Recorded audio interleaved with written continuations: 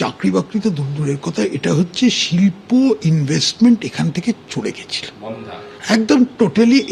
লোকেরা বাইপাস করে চলে যেত পশ্চিমবঙ্গকে, কিন্তু সেটার কোনো কারণ নেই। এটার মেন কারণটা কি ছিল? এখানে কোনো পরিবেশ ছিল না।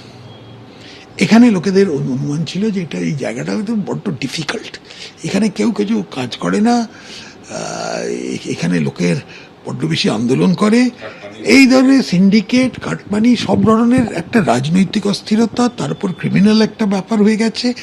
এখানে থাকার দরকার নেই, তো আমাদের পরিবেশটা বদলাতে হবে। সেটা একটা রাজনৈতিক একটা পদক্ষেপ নিতে হচ্ছে, তো তার জন্যেও কিছু আমাদের পদক্ষেপ আমরা নিয়েছি।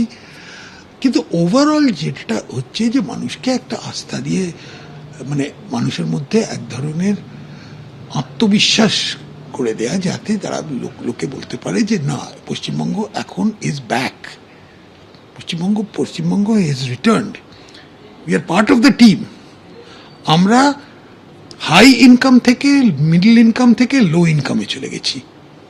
আমাদের এখন আমাদের যে লক্ষ্য, সেটা হচ্ছে আবার হাই ইনকাম স্টেটের দিকে চলে যাব। আর আমাদের এটাও লক্ষ্য যে সামনের দিনে we will become the fastest growing GDP in the country. যাতে মোদিজি বলে যখন $5 trillion ইকোনমি, তার একটা বড় অবদান হবে পূর্ব ভারত থেকে এবং পশ্চিমবঙ্গ থেকে। আমাদের এটাই হচ্ছে লক্ষ্য। তো এটা এখন একদম কি বলবো, এখন এইটা হচ্ছে তার প্রথম পদক্ষেপ, যে এক ধরনের পরিবেশ তৈরি করার, মানুষের মধ্যে একদম কনফিডেন্স ফেরত পাওয়া, ইন্ডাস্ট্রির কাছে যাওয়া, বলতে যে এই পদক্ষেপ আমরা নিচ্ছি, এসো ট্রে করো। ইমিডিয়েটলি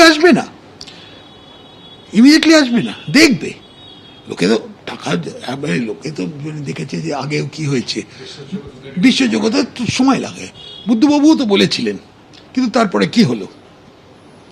তো এটার জন্য একটা রাজনৈতিক ম্যানেজমেন্ট করতে হবে, অর্থনৈতিক ম্যানেজমেন্ট করতে হবে, দুদিক থেকে।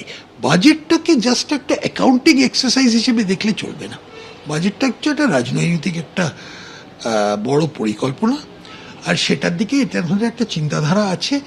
এই চিন্তাধারাটা আমরা রাখতে পেরেছি বাজেটের মাধ্যমে।